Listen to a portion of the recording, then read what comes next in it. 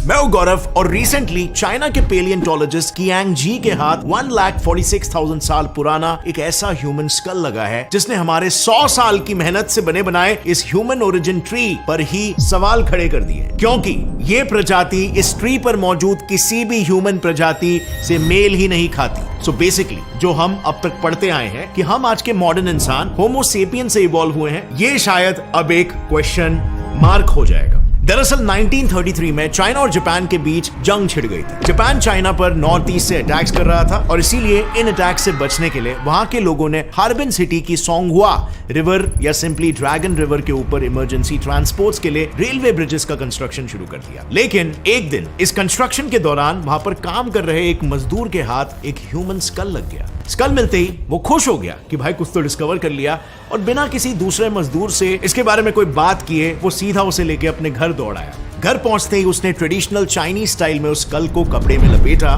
और घर के पास ही के एक वीरान कुएं में करीबन 80 साल तक छुपा कर रख दिया। और फिर 80 सालों बाद एक दिन जब वो अपनी आखिरी सांसें गिन रहा था, तभी उसने ये पूरा किस्सा अपने पोते पोतियों को सुनाया और कहा कि उस स्कल को वहां से निकाल कर उन्हें अपने ही पास उसे सहज रखना हो। उन्होंने भी फिर उसे कोई कीमती एंटीक समझकर अपने पास रख लिया। लेकिन फिर अभी हाल ही में 2017 में इस स्कल की खबर चाइना के पेलियंटोलॉजिस्ट कियांग जी तक पहुंची।